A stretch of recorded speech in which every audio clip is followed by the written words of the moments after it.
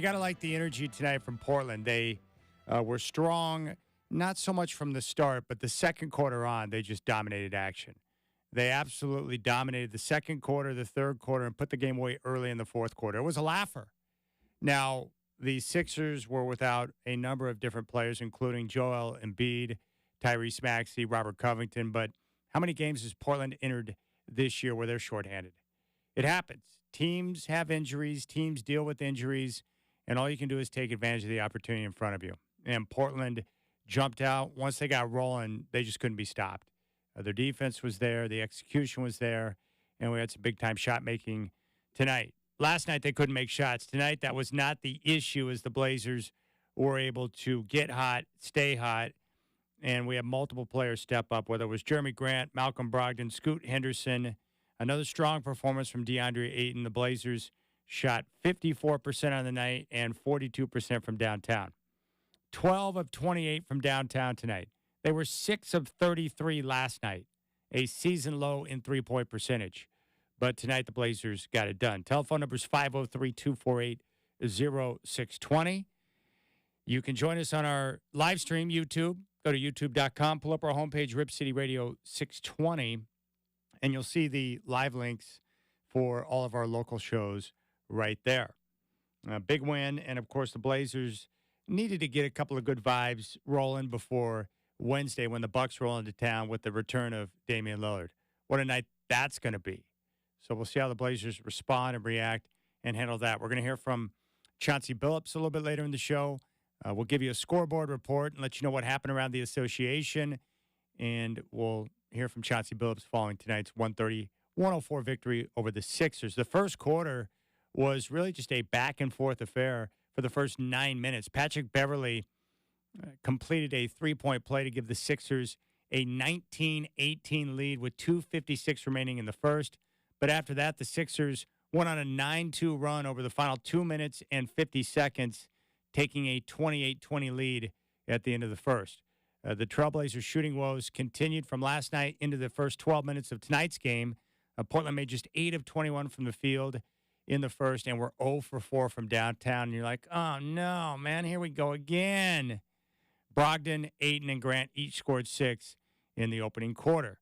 Now, Portland opened the second quarter on a 15-8 run and cut the deficit to 1 at 36-35 with 6:59 left in the half. A Beverly hoop pushed the Sixers' lead back to 6 at 53-47 with 2:20 left in the half, but the Blazers had a response. And they caught fire. They closed the half on an 11-2 run to take a 3-point lead at 58-55 heading into the halftime break. The Blazers outscored the Sixers 38-27 in the second. Jeremy Grant was awesome in that second quarter, 14 points. He scored a game-high 20 in the first half. Kelly Oubre Jr. led Philly with 14, and the very annoying Patrick Beverley had 12. The Blazers shot 50% in the first half. They controlled the paint. They had an edge in fast break points and second chance points. A great recovery after a poor finish to that first quarter. Now the second half started, and you're like, wait, what's going on here? What happened? The Trailblazers dominated the third quarter, using the first 6:18 of the quarter to go on a 22-8 run and took a commanding 80-63 lead. Grant had 6 points during that stretch for the Blazers. Philadelphia scored 5 straight to cut the Blazer lead to 14, but Simons converted a 3-point play on a strong drive and pushed Portland's advantage back to 17 at 94-77 to end the third. Portland in control heading into the fourth quarter. And you talk about domination. Portland outscored Philly 36-22 in the quarter. The Trailblazers shot 63% in the third. Grant, Brogdon, and Walker each scored 7, and Simons led the way with 9 points. It's pretty awesome.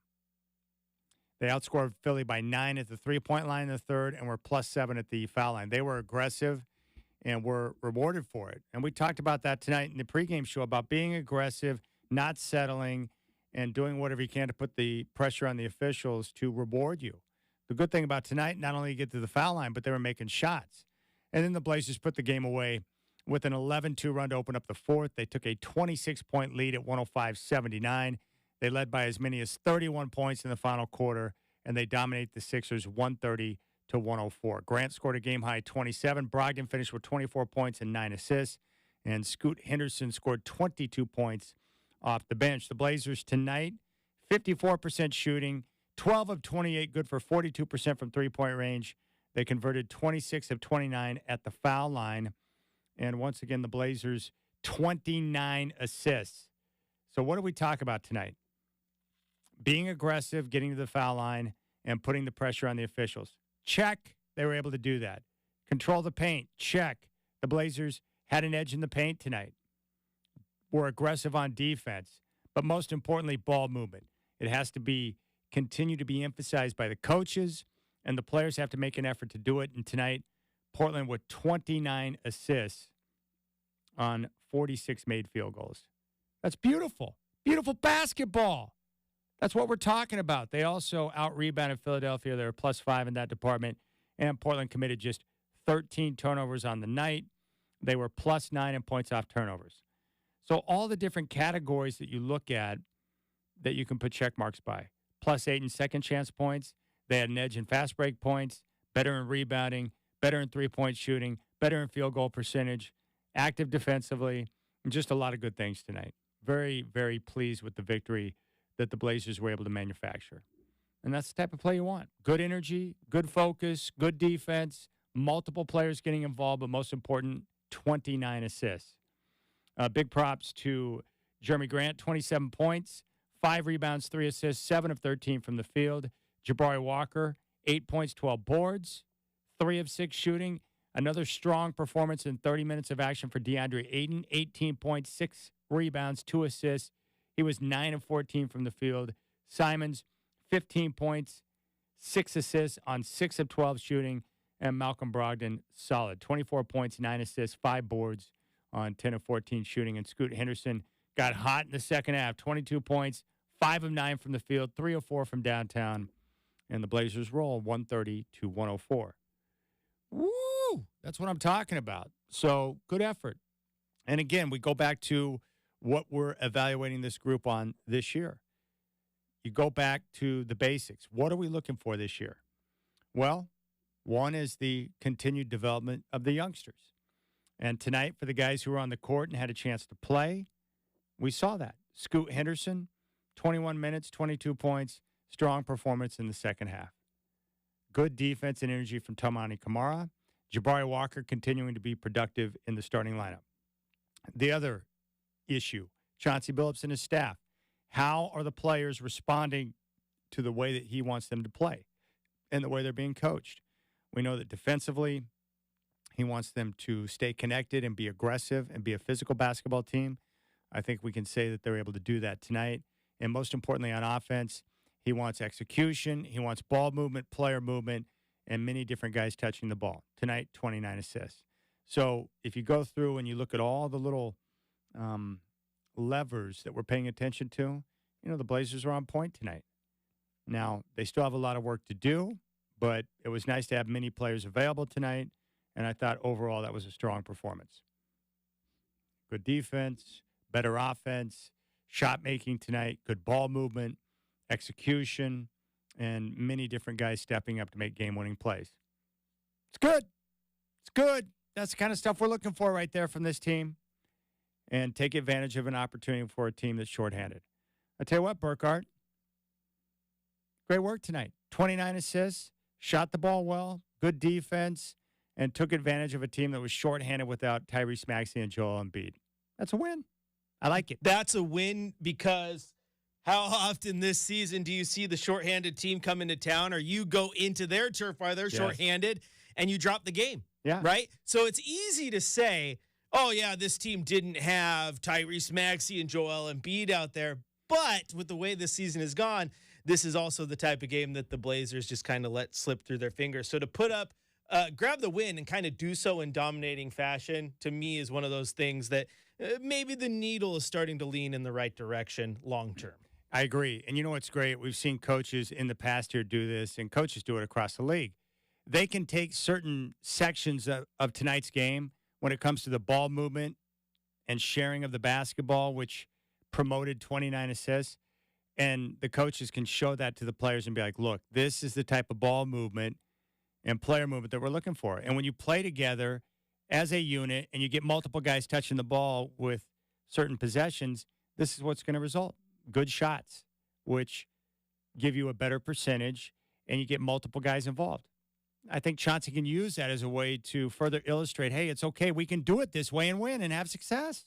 Yeah, I totally agree with that. And you love to see it. Ball's moving, players looking good, and another solid outing from DeAndre Ayton. All right, we'll come back on fifth quarter, and when we do, we'll give you a scoreboard report, and we'll continue to talk about this win tonight. That was all around a great performance from this team. Dominant on both ends, multiple players making game-winning plays, and the ball movement was crisp. Jeremy Grant, a game-high 27 points. Scoot, 22 off the bench. And Malcolm Brogdon, his usual solid self with 24 points and 9 assists. Chris Burkhardt, Chad doing with you. Fifth quarter as the Blazers roll 130-104 over the Sixers.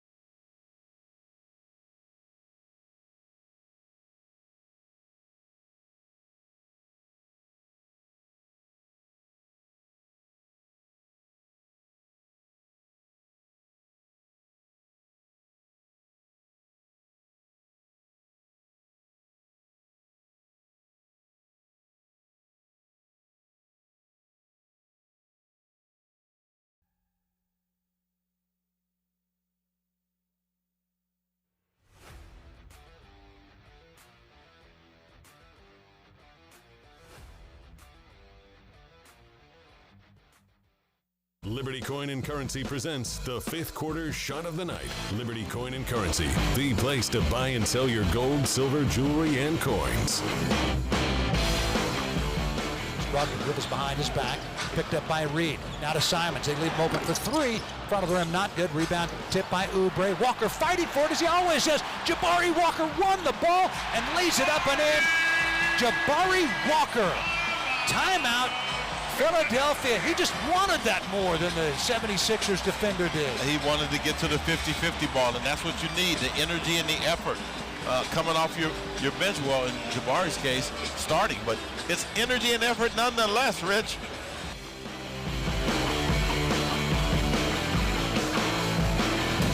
It's time for a fifth quarter scoreboard report powered by Columbia Heating and Cooling, raising your expectations of comfort. All right, checking the NBA scoreboard tonight. We start in Charlotte where the Knicks top the Hornets 113-92. Jalen Brunson, 32 points and 7 assists. The Knicks improved to 30-17. In Cleveland, the Cavs over the Clippers 118-108. They improved to 28-16. The Clips now 30-15. Donovan Mitchell with 28 points and 12 assists. In Boston, the Celtics over the Pelicans 118-112. Boston now 36-11 atop the Eastern Conference. New Orleans 26-21. Jason Tatum with 28 points, 10 boards, and 8 assists. The Nets over the Jazz 147-114. Bridges with 33 points. In Miami, the Suns over the Heat 118-105. Kevin Durant 20 points, 8 boards, and 7 assists. In Houston, the Rockets topped the Lakers 135-119. Dylan Brooks charged with a flagrant for hammering LeBron in the face. In Memphis, the Kings over the Grizzlies 103-94. Sabonis 20 points and 26 rebounds. The Timberwolves going to OKC and top the Thunder 107-101. Karl Anthony Towns 21 points, 10 boards, and 6 assists. Wizards over the Spurs 118-113 in San Antonio. In Dallas, the Mavericks over the Magic 131-129. Luka Doncic 45 points, 9 boards, and 15 assists. The Nuggets over the Bucks in Denver 113-107. Jokic a triple-double, 25 points, 16 rebounds, and 12 assists. And in Portland, the Trailblazers hammered the 76ers 130-104. Brogdon with 24 points and 9 assists, and Jeremy Grant scored a game-high 27 points. The Sixers without Joel Embiid, Tyrese Maxey, and Robert Covington. But as Chris mentioned, how many times have the Trailblazers faced a team that was shorthanded and they've lost the game this year? Several times, and that goes back to what Chauncey has preached from the beginning of the year, that in order for this team to go out and have a chance to win and compete, they've got to play hard. And they were able to do that tonight, get a team effort, and they cruise, destroying the 76ers there in that second half. In fact, the number or the total that the Blazers were able to go on in terms of what they did in that second and third quarter was impressive. I mean, truly impressive. Let me see what the numbers were there. Yeah, the Blazers, they outscored the 76ers 72-49 in the second half. That's domination. 72-49. So they put the squeeze on. They got the job done. Good execution. And game over. Dominating. Dominating. It was good. I like that type of play. What do you expect on Wednesday? The Blazers, who's got the emotional edge? Portland being at home? Is it Dame coming back home to his place? It's Dame. I feel like knowing Dame the way we do, having watched him for a decade, he's going to walk in there. It's going to be business as usual. Then he's going to see the crowd, and we'll see if does Mark Mason just do a from Weaver State, number 0, Damian Lillard, or does he do the actual, just for old time's sake, right? And if he does that, then the place is going to get jazzed.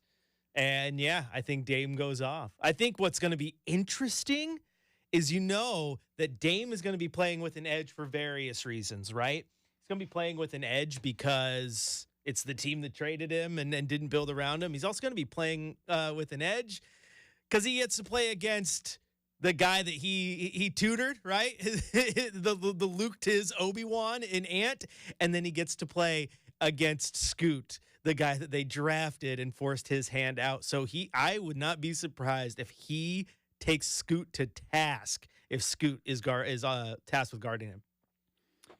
Who will draw Dame? If the starting lineup is Tamani Kamara, put him back in just to throw him on. I mean, if the starting lineup is Brogdon, Ant, and then you've got Grant, Ayton, Jabari. Yeah. Who would draw him? Brogdon?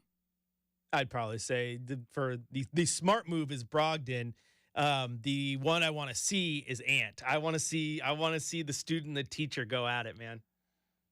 That'd be a lot of fun.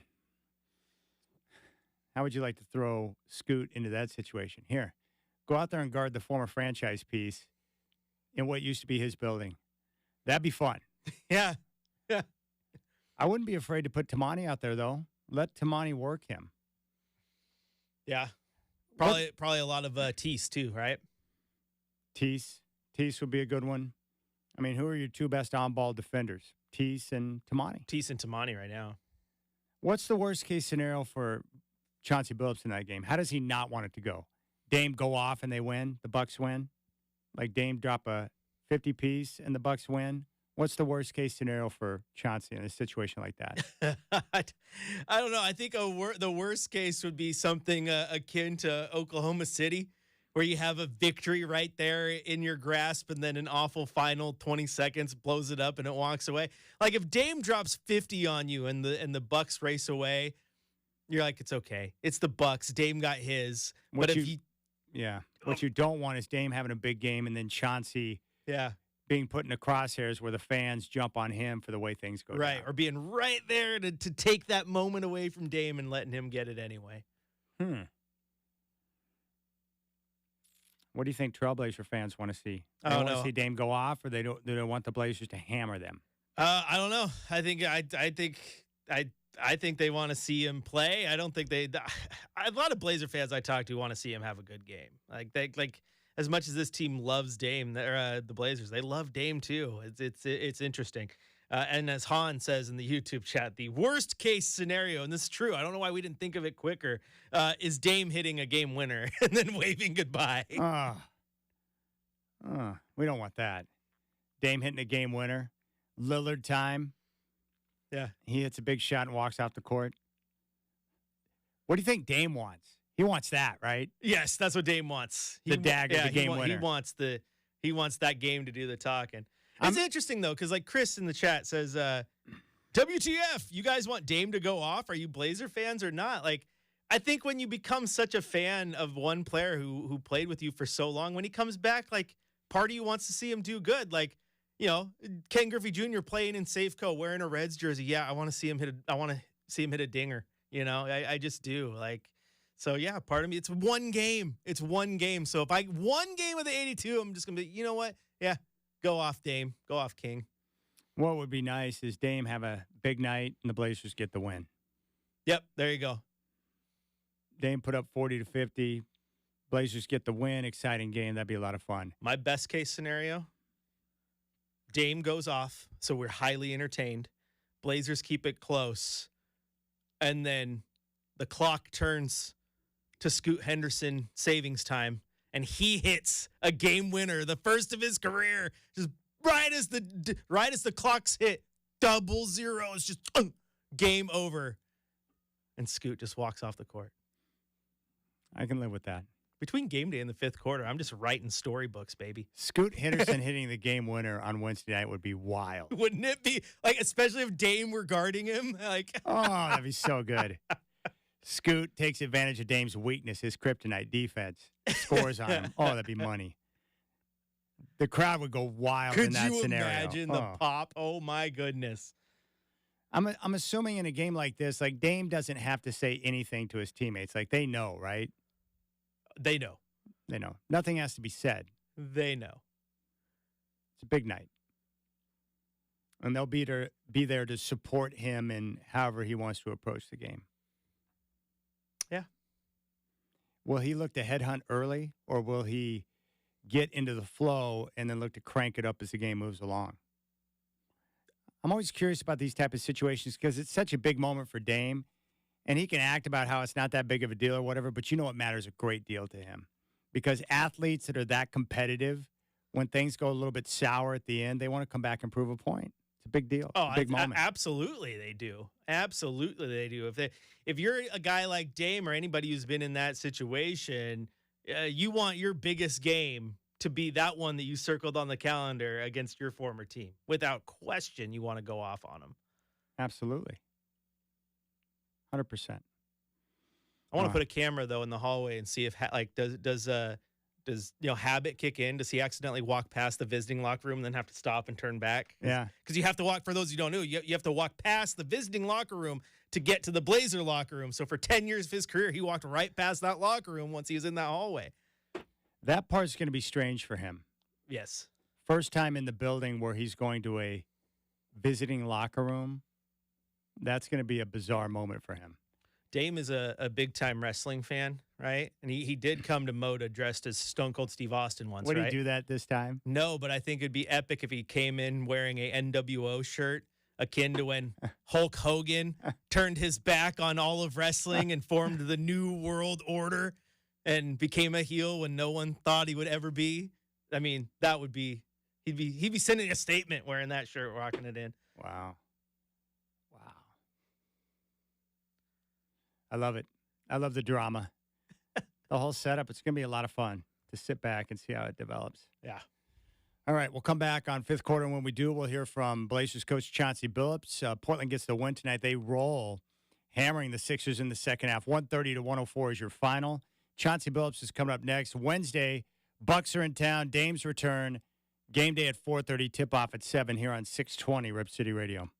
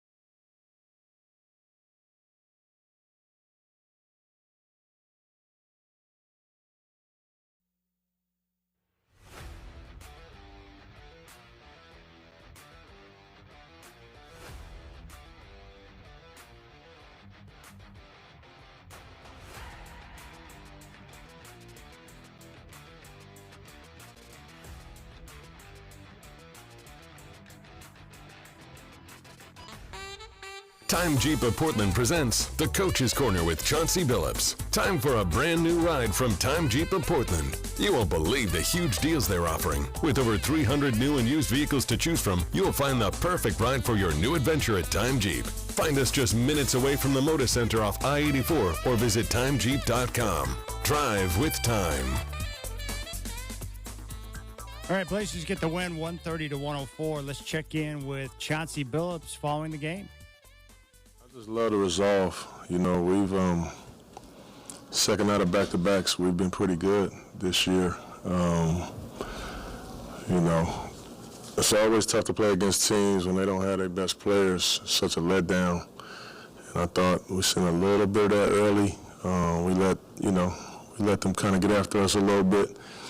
And then we turned it up. I thought our second half defense was high level. And as we talked before the game, man, we just passing the ball. You know, we did a lot of passing. We moving the ball. We moving bodies. I feel like we're just getting better. You know, so it was a good game overall for us. Attacked the paint, got to the free throw line. Just thought it was a pretty good, well-rounded game for us. Chauncey, go ahead. Pre-game, you've been talking about the passing. You've lamented more than a few times the last couple of years of not having practice time, but it feels like over the last couple of weeks you've introduced a couple new sets, couple new looks, couple new wrinkles, and it's opened up some stuff for DA, some duck-ins for Bari, just little sprinklings of things. Are those little tweaks, do you feel like that's opening some things up within the rest of the offense that's maybe encouraging some additional flow, try to open things up and kind of show guys like, okay, if we get this, we get that one look, second look, the backside lob to DA, where you have multiple looks of him leaking out the back from Malcolm, like those kind of situations. Yeah, we've had some time, to really kind of put some things together, and having a guy like DA who can put so much pressure on the rim, that's why I'm on him so much about speed rolling. You got to roll. And sometimes it's a sacrificial role. You don't get it all the time, but you actually collapse the defense so bad that you may end up getting a guy at corner three. We've been able to, when we have our unit, we're able to run plays and, run one play on the first play and then the counter on the second play or the counter in the next series So it's fun to be able to do that, I just think our guys are starting to get some synergy, with each other. And without me, running the ATO, you're seeing, Scoot get downhill and throw that lob, or Malcolm throw that lob, or Ant throw that lob, or boom, the lob is not there, the skip pass is there. They're just starting to get to know each other, and it's just fun to watch, we just keep talking about moving it. Just moving it. I don't know whose shot it's going to be. I don't know. Depends on how the defense plays. And it's been cool. That fourth quarter that Scoot had, particularly those 3 threes he hit in a row, just overall, big picture, where would you say Scoot's shot is at right now compared to where it was at the beginning of the season? How far do you think it still has to go? It's come a long way. More than anything, it's confidence. It's come a long way, too. And like any shooter, see, this is one of the things that, when you get a guy like Scoot, who most people think he can't shoot, when he has an off night, they just act like he just can't shoot, which is not true. But there are great shooters in the league, the Steph Currys, and, Malcolm and Jeremy, just last night, both go 1 for 6. It's just a bad night. Scoot goes 1 for 6, it's like, oh, man, this kid can't. And it's just not right, it's not fair. The kid works on the shot all the time. People go under, I say, shoot it. And he's becoming a much better shooter. His confidence is there. I just want him to get his feet set, and be on balance. And I got no problem at all with it. Chauncey, what are you expecting for Wednesday? What do you think that's going to be like for you? For me personally? It'll probably be a little weird for me personally, even though I didn't coach Dane for 10, 12 years, but, I've been knowing him quite a while. But it'll be a little different having him in here, just knowing, what he meant to me as a coach, to be able to coach somebody like him. I was thankful and grateful to be able to have him as the leader at my first job, my first opportunity, because a guy like him it cleans up everything that the coach don't have to worry about. Your locker room, he handles on the floor. So he made it very easy for me. So I'm pretty sure he's had this game circled on his calendar since the trade, and I'm sure everybody in this state has too. So it's going to be a lot of fun. I'm expecting the building to be crazy. I'm expecting everybody to be there and show Dame a lot of love as he deserves. And I'm expecting a great game. There you go, Chauncey Billups. Looking forward to the game on Wednesday, as we all are. And I thought he had some good praise there for Dame. Let's go out to the phones, 503-248-0620. Tall Tim is with us once again. What's up, Tall Tim? Well, every time I follow the Chauncey interview, I always it's just so cognizant. I don't know if that's the right word. Maybe that's too too tough of a word to get out. But he just lays it out like it is, and I just like the fact that he just doesn't really try to coach anything. Being the coach, he doesn't coach anything, so that's good. I want to make 3 points. Lately Simons has been getting doubled, right? Mm-hmm. And they just figure, okay, let's just take the ball out of his hands, make the team have to adjust, and they're just not experienced enough or good enough, or they don't have enough guys on the floor that are healthy to make that work. I thought tonight that it really showed that they were able to almost take that to their advantage, and it helps to have a guy like Brogdon and Grant and Ayton to just okay, you're going to double Simons, we're just going to play 4-on-3 then, and so that's one thing. And then I think the other thing is that Ayton is finally, out there. Obviously, he's been out for a while, but that they're finding that there's a pot of gold in the middle of the key there, where he doesn't have to even take a shot. He can just make sure that the team is moving through him, and they're starting to see how that can work now without the best player in the league. There, obviously, the whole game, changed, but it allowed us to see some of the improvements that Portland's been making. And I don't even know what the third point is because I've focused on the first two, but I just thought it was a good game, obviously. And I know third one. If you make your shots, your assist numbers go way up. So I think that's why the assist numbers are up tonight, is because they actually made shots. Well, I agree, but the difference is they are moving the basketball. It's not just a matter of making shots, but it's about, moving bodies, moving the basketball. I thought last night the ball movement was pretty darn good. They just couldn't make shots. But when this team makes an effort to get multiple players involved, then good things are going to happen. But also I think it goes back to what you said the other night, Tim, that, this team's been beat up and haven't had consistency with the lineup, throughout the course of the season. And now that they're starting to get some bodies back, including a player like DeAndre Ayton, you have better players on the floor. And hopefully with each game, you develop better continuity, and then you'll start to see more production. I think those things are very important. And, this team has lacked continuity throughout the year, and that's been one of the biggest downfalls. I mean, what do you think our record would have been, or should be, if we didn't have, major guys out? We still have Sharp out, for goodness sakes. But I would think we've got to have 5 or 6 more wins easy if we had just everybody played from day one, right, and got to know each other and really got something going. So we'd be, up in the mediocre part of the league. Let's see here. Yeah, so maybe you're 18-29 instead of 14-33. They'd be better. They would have a few more wins. But most importantly, when you get guys on the floor and you start to develop that continuity, it gives you a chance to play better basketball. And that's what I'm hoping. I'd like to see a stretch of, 4 or 5, 6 weeks in a row where the majority of your guys are available. You're able to have your lineup set, and then you can move forward, playing better basketball. And hopefully we'll get a chance to see that as the season continues. Well, and people, like the early moments of Scoot's career, well, Simons goes out with a thumb injury. It's like, here, Scoot, show us what you can do. Come on, But tonight, it's like, yeah, okay, show us what you can do. It was pretty good, wasn't it? Yeah.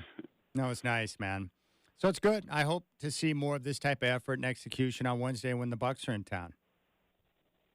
The other thing is all the, you can almost not name enough guys that add something to what they're doing. Jabari Walker, now he's in the starting lineup, and you're just going to take it for granted. That's a huge deal. And moving Grant to the 3, I think, has just made us a better balanced team. So that's a big move. I think that's been as big as anything that's gone on the last so many games. Yeah, there's no question, man. I appreciate the phone call, Tall Tim. Great points tonight. Yeah. As the Blazers get a big 130-104 victory. And Simons, it is nice to have a legitimate option like DeAndre Ayton, especially when Simons is out there drawing 2 and 3 defenders. Yeah, because sometimes teams just come out saying, look, we're not going to let him beat us. But they're getting other guys to step up. Jeremy Grant's been huge, and DeAndre Ayton now with 4 straight games of productive play.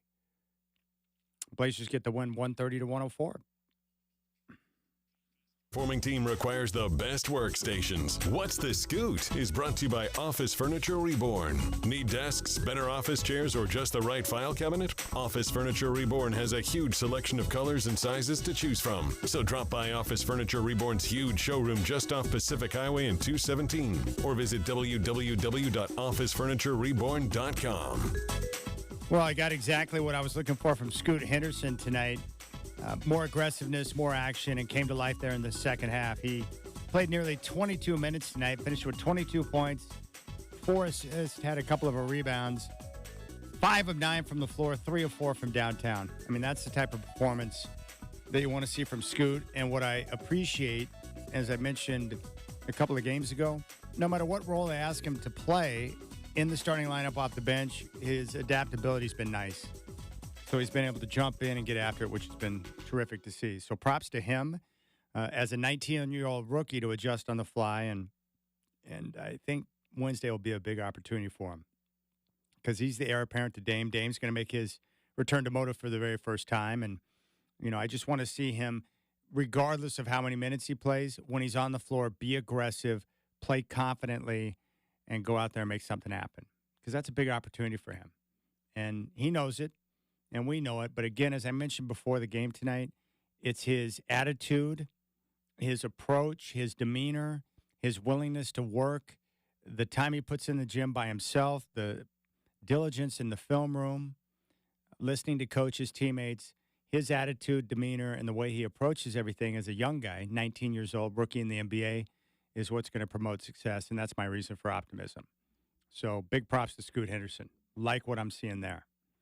All right, that's going to do it for us. Chris Burkhardt and I appreciate your time. Next game's coming up on Wednesday as the Blazers will welcome in Dame, his return to Moda for the very first time. Tip-off against the Milwaukee Bucks at 7. Game day will start at 4:30. Chris Burkhardt still savoring the greatness, which is the San Francisco 49ers returning to the Super Bowl and get their rematch with Patrick Mahomes and the Chiefs. Your final score tonight from Moda Center, the Portland Trailblazers rout the 76ers 130-104. For Chris Burkhardt, I'm Chad Doing.